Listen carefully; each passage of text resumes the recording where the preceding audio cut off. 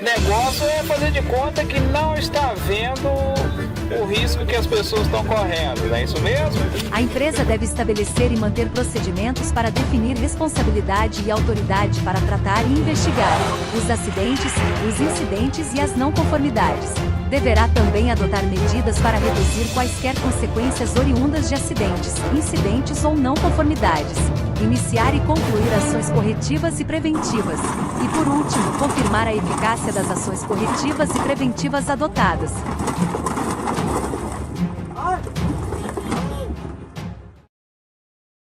Muitas pessoas fazem críticas às condições do trânsito, mas deveriam saber a origem dos acidentes. Veja esse exemplo aqui. Esse motorista não cumpriu a sua meta de descanso e está aguardando para colocar em prática aquilo que ele mais sabe fazer, que é dirigir. Porém, que as condições em que ele está fazem com que esteja impossibilitado de executar essa atividade. Mas todavia, ele vai pegar o caminhão e vai assim mesmo colocar em risco a sua própria vida e a de outros que estiverem no trânsito, à sua frente, a seu lado ou até mesmo na sua retaguarda. São estas e outras situações que a segurança do trabalho tem como prioridade. Não deixar que ocorram para evitar o risco de acidentes graves ou até fatais. Pense nisso antes de deixar o caminhão sair do pátio com o motorista nestas condições. Hoje em nosso DDS vamos destacar a questão de controle de risco de acidentes com veículos rodoviários. Não podemos esquecer que os colaboradores são treinados sobre os riscos nas atividades de trabalho e meios de neutralizá-los quando necessário. Muitos dos acidentes de trânsito envolvendo máquinas e equipamentos poderiam ser evitados se os procedimentos de segurança fossem seguidos rigorosamente. A maioria dos acidentes de trabalho está relacionada às improvisações na frente de serviço, pois os colaboradores têm a falsa ideia de que, por estarem na atividade há muito tempo, não estão passivos de risco de acidentes. Muitos acidentes envolvendo veículos estão associados ao sono, devido à pressão interna da empresa para a entrega das mercadorias ou realização das atividades.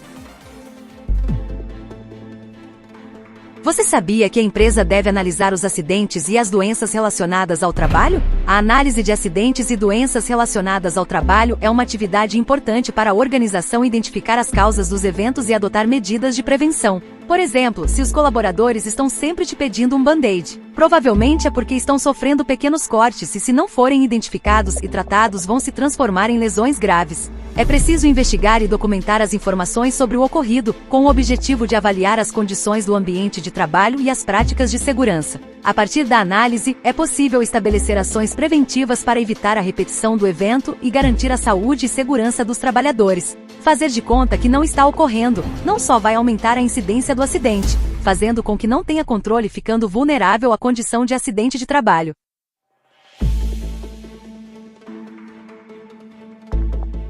Quando você presenciar um eletricista executando uma atividade utilizando a vara telescópica, ele deverá seguir os seguintes passos, para evitar o risco de acidente de trabalho durante a execução. Veja que a vara de manobra telescópica tem 7 elementos e atinge o comprimento total de 9,15 metros. Para atingir a altura adequada de trabalho, o eletricista deverá avaliar o número de elementos necessários e separar essa quantidade do total, sendo que os elementos restantes desnecessários para aquela tarefa deverão permanecer na sacola de lona. Com vistas à segurança, o número mínimo de elementos para a utilização da vara telescópica é 3. Deve-se avaliar a altura de trabalho para saber quantos elementos da vara serão necessários. Abrir a sacola de lona e retirar os elementos necessários para a tarefa e guardar recolhidos na sacola os elementos que não serão utilizados. Para estender a vara de manobra, apoia-la ao solo na posição vertical, junto ao local de trabalho, e puxar o primeiro elemento até o sotavamento. As ferramentas portáteis movidas a combustível são todas aquelas que utilizam um combustível para o seu funcionamento. São utilizadas para executar serviços de furação, corte e impacto. Instrumentos são todos os aparelhos que servem para realizar uma medição. Podem ser utilizados para medir vibração, temperatura, tensão e corrente elétrica, etc. Já os acessórios são partes integrantes das ferramentas ou complementares, as quais propiciam maior agilidade e segurança para a realização das atividades. São exemplos de acessórios: cabo de aço, cinta, mangueira, engate rápido, proteções, travas, manilhas, etc. Ao circular no canteiro de obras, o colaborador pisou em um buraco que não estava sinalizado, vindo mesmo a cair, sofrendo escoriações na perna direita e deslocamento da clavícula ao cair por não perceber o risco. Se você por acaso estiver executando uma obra, se tiver que abrir um buraco, uma vala ou qualquer outra situação que coloque em risco a integridade física de outro colega de trabalho, sinalize. Oriente os colegas quanto ao risco, preferencialmente dependendo do número de pessoas da equipe, faça até um DDS orientando. Geralmente estas são situações onde o colaborador acha que o risco está controlado. Em tese, ele acha que todos vão enxergar a situação de risco e vão tomar precauções para não ser submetido à situação de perigo. Mas não é bem assim. Muitas pessoas ignoram o perigo com aquela intenção de ganhar tempo. Às vezes é mais fácil pular o obstáculo do que andar um pouquinho mais, e é aí que o acidente acontece. A análise de acidentes e doenças relacionadas ao trabalho é uma avaliação que a empresa realize para entender as causas desses eventos. Lembrando que a omissão dos fatos não ajuda em nada com relação à prevenção de acidente. Mesmo que o colaborador escorregue numa casca de banana, cai no chão e não se machuque, esse fato deve ser relatado para prevenir que outras pessoas não passem pela mesma situação de perigo e possa sofrer uma queda. É simples assim. É importante para identificar pontos de melhoria na prevenção de acidentes e doenças ocupacionais.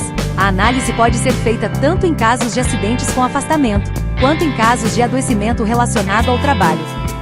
Esse exemplo da casca de banana é uma coisa simples, mas que acontece todos os dias nas frentes de trabalho. Já pensou chegar em casa e ter que falar para a família que se acidentou por não tomar providência para a não ocorrência de acidente do trabalho? De vez em quando vamos ter aquele momento de inspeção das máquinas de solda. Geralmente, quando temos várias unidades, esse tipo de controle fica mais difícil, mas temos de ficar vigilantes quanto ao estado de conservação dos equipamentos. Se algo estiver errado, não adianta o colaborador tentar correr para consertar. Não trabalhe sozinho. O trabalho equipe melhora a comunicação, aumenta a eficiência, promove a aprendizagem e criatividade, fortalece os relacionamentos e é vital para o sucesso organizacional. Mantenha a distância da carga suspensa e certifique-se que a atividade está sendo realizada de forma segura. Muito cuidado na utilização de alavancas, para não ter os membros inferiores prensados pela peça em movimento. Cuidado para não se acidentar nas atividades simples que você acha que tem controle sobre o risco. O afogamento é a aspiração de líquido não corporal causada por submersão ou imersão. Os sintomas do afogamento incluem agitação, inconsciência ou parada cardiorrespiratória. Portanto, se você está executando atividade em uma embarcação como esta aqui, devem ser mapeados todos os locais onde existem riscos de afogamento. Os procedimentos de controle devem ser avaliados e as normas definidas para a manutenção dos controles que devem ser eficazes e divulgados para os envolvidos diretamente nas atividades. Os bloqueios, inspeções, checklist de verificação de controles. Proteções e equipamentos adquiridos, como os equipamentos de proteção coletiva e equipamento de proteção individual, devem ser adequados e inspecionados periodicamente e devem estar em conformidades com os procedimentos e normas existentes. Se você não está de posse dos equipamentos de proteção individual ou proteção coletiva oferecidos, o melhor que tem a fazer é não realizar atividade, até que as condições de segurança e saúde sejam estabelecidas para que as atividades sejam realizadas de forma segura. És louco, é? Você vai se dar mal.